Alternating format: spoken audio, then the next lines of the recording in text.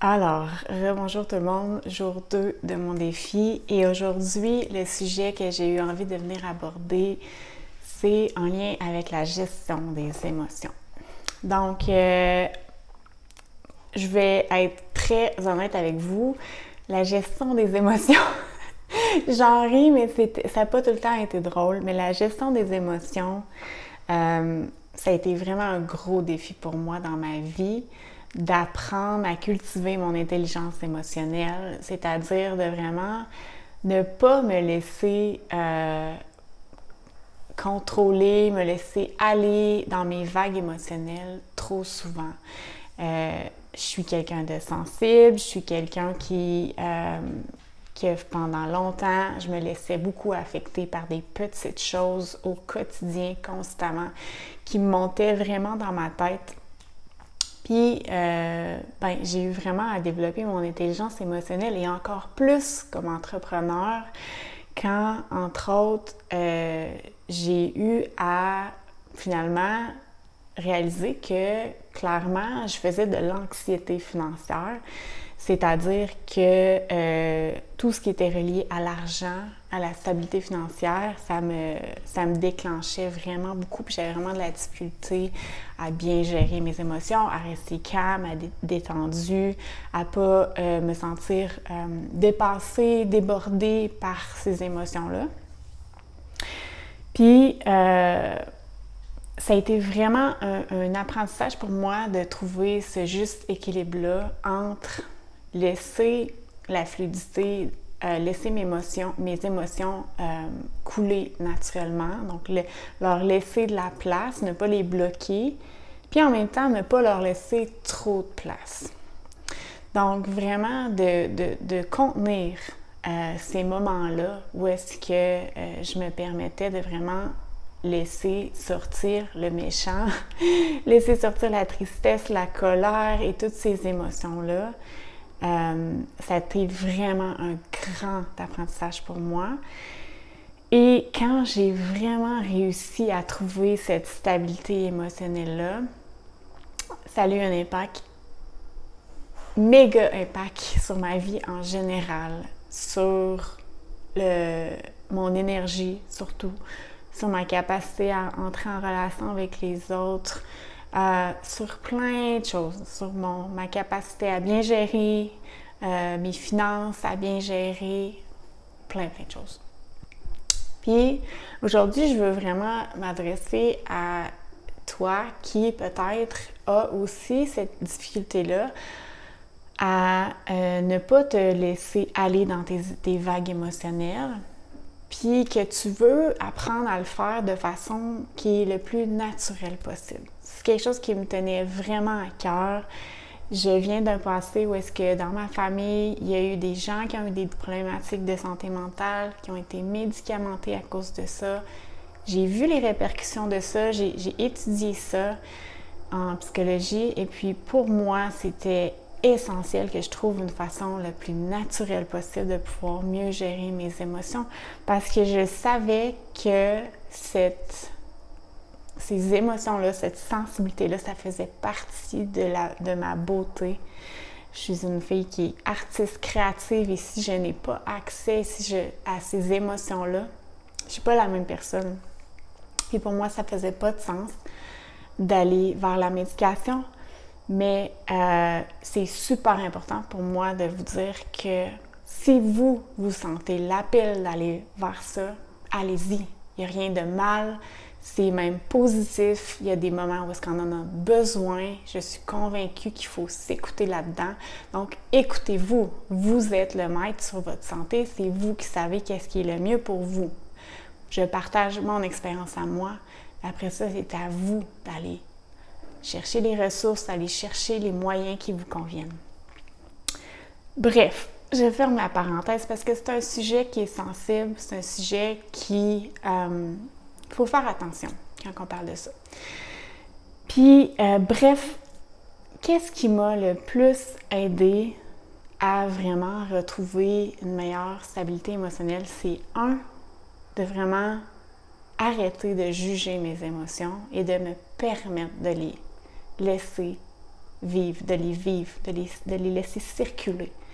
Au fur et à mesure de vraiment dire « Hey, si je suis triste, c'est tout. Si je suis fâchée, je suis fâchée. » Donc, petite anecdote, je suis en train de réenregistrer la deuxième portion de la vidéo parce que en réécoutant la vidéo, j'ai réalisé que ça s'était pas bien enregistré, ma voix et le son n'était pas coordonné. Donc, la vie, l'univers nous teste comme ça des fois. Hein? T'es sûr que tu veux faire ça, t'es sûr que tu veux faire ces défis-là. Puis, je pense qu'il faut en rire, puis justement voir ces petits glitches-là, ces petits obstacles-là comme une façon de montrer à l'univers que non, tu sais, on est vraiment engagé dans notre décision, puis qu'on va y montrer qu'on va y arriver. Donc, c'est pas grand-chose, c'est une petite chose, mais quand même, c'est... Quand je l'ai vu, j'étais comme ça me tente pas. C'était parfait. Ma vidéo était parfaite. Bref, ce que j'étais en train de vous expliquer, c'est que l'élément numéro 1 qui m'a vraiment aidé à apprendre à mieux gérer mes émotions, à avoir cette stabilité émotionnelle-là, c'est vraiment, en premier, de laisser circuler mes émotions, de les laisser être. Donc, que ce soit la tristesse, la colère, de vraiment me permettre d'être triste, d'être en colère. Mais il a aussi fallu, à un moment donné, que j'embarque la capacité à contenir mes émotions. Donc, d'être vraiment capable de, oui, les laisser circuler, mais aussi, à un moment donné, de ne pas qu'ils prennent toute la place. Donc, c'est comme s'il y a eu un temps où est-ce qu'enfin, j'étais plus douce envers moi-même, j'avais plus de compassion envers moi, donc j'étais capable d'accueillir ces émotions-là sans jugement. Mais après ça, il ne fallait pas non plus qu'ils prennent trop de place. Puis je ne savais pas trop comment m'y prendre, en fait. Mais j'ai vraiment développé une façon, à travers comme tous les livres que j'ai lus, toutes les formations que j'ai faites, j'ai trouvé cette façon-là qui fonctionne vraiment bien pour moi, c'est-à-dire que je veux vraiment me permettre à tous les jours d'avoir un moment qui est vraiment déterminé, qui est vraiment choisi pour vraiment connecter à comment je me sens, puis me permettre d'exprimer qu'est-ce que je ressens à ce moment-là. Donc, ça va être vraiment comme un 15 à 20 minutes que je vais prendre, soit le matin, soit le soir, pour vraiment juste comme me connecter à comment je me sens. Donc, comment je me sens en ce moment. À quoi je pense. Puis c'est quoi? Est-ce qu'il y a des sensations physiques dans mon corps aussi? Donc, je vais me connecter à mon corps physique, donc au niveau vraiment des tensions, tout ça. Puis, je vais me connecter à mon mental, voir qu'est-ce qui se passe, est-ce que je pense que j'ai des préoccupations, des pensées. Puis, au niveau émotionnel, comment je me sens? Est-ce que je suis fâchée, triste, déçue? Puis vraiment, là, à ce moment-là, je vais vraiment me permettre de juste être présente à qu'est-ce qui est là, puis de me laisser vivre qu'est-ce que j'ai à vivre, laisser sortir le méchant, vraiment. Pour après ça, quand vraiment je vais mettre un timer, puis quand mon timer est terminé, de vraiment comme passer à d'autres choses. Puis c'est vraiment le concept des énergies masculines et féminines m'a beaucoup aidé là-dedans, justement, parce que le féminin, c'est le côté émotion, puis le masculin, bien, c'est le côté structure, discipline. Donc, c'est important d'avoir cet équilibre entre les deux, puis de faire embarquer le masculin, justement, pour contenir notre féminin, qui est un peu chaotique des fois. Donc, de vraiment se laisser la place, de se donner ce soutien-là, cette écoute-là, cette présence-là, attentive à qu'est-ce qu'on vit, mais d'avoir un contenant, d'avoir un moment bien déterminé pour le vivre, puis après ça, passer à d'autres choses, continuer notre vie, de ne pas laisser les émotions prendre toute la place. Puis c'est en faisant ce petit check-in-là à tous les jours que finalement, on retrouve un flow.